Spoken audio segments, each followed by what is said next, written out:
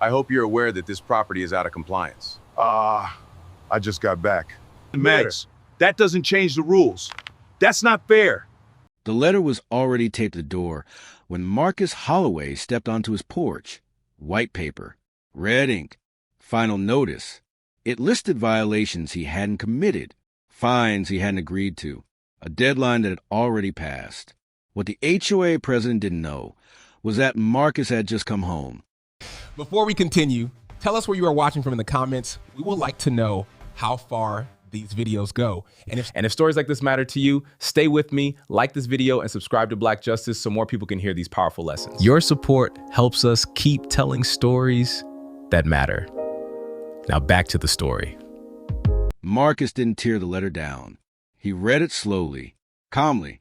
His duffel bag still rested by his feet, dust from deployment clinging to the seams. The house was quiet behind him, too quiet for someone who had been gone a year. Across the street, blinds shifted. By noon, the HOA president arrived. Richard Calloway stepped out of a polished SUV, clipboard tucked under his arm like a badge of authority. Late 50s, confident posture, smile that never reached his eyes. "You're aware this property is out of compliance," he said, not greeting Marcus, not asking his name.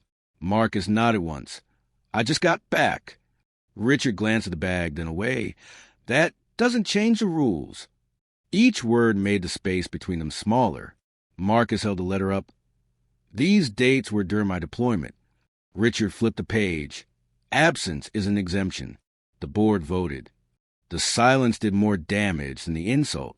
Over the next days, it escalated quietly. A second notice, then a third. Marcus' lawn was measured, his fence photographed, his flagpole cited for the angle of its shadow. Neighbors watched. Some looked away. Some whispered. At the next HOA meeting, Marcus sat in the back, straight-backed, hands folded, listening. Richard spoke longer than necessary. "Standards keep communities safe," he said. "We can't make exceptions." Marcus stood when invited. "I'm asking for review." Richard smiled thinly. "You're asking for special treatment." A murmur rippled. Marcus reached into a folder and said document on the table. Not raised, not waved, just placed. Richard barely glanced at it. "We'll get to that." The pacing slowed. Chairs creaked. A clock ticked too loud. Then a woman at the end of the table leaned forward. The HOA treasurer. "New."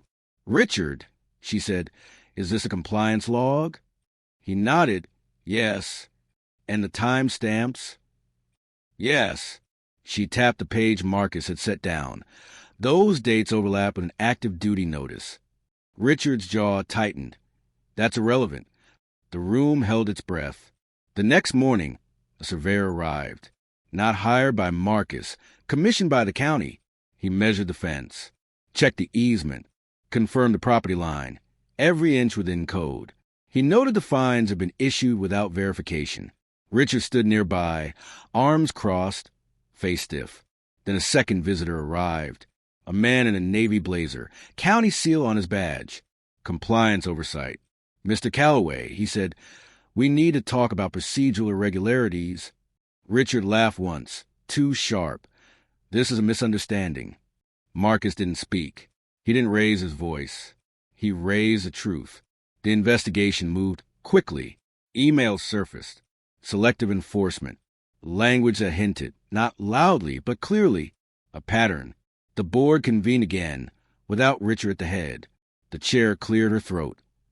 "Mr. Calloway, effective immediately, you are suspended pending review." Richard stood. "This is absurd." Marcus finally spoke. "I followed the rules. You changed them." No anger, no accusation, just a sentence. The county issued a statement. Fines rescinded. A formal apology required. Mandatory training imposed on the board. Richard resigned 2 weeks later. On a quiet evening, Marcus stood on his porch again. The letter was gone. The flag flew straight. Neighbors waved. Some nodded with new respect. Justice didn't shout. That IT documented. Power didn't fall dramatically. IT stepped aside. Respect costs nothing, but means everything. If this story touched your heart and reminded you that respect should never depend on appearances, race, or color, take a moment to subscribe. Your support helps us share more Black justice stories that inspire change, spark awareness, and remind the world what dignity truly looks like. Like and share this video and leave a comment. Your voice helps bring these stories to life and keeps the message alive. Is here. Your voice matters here.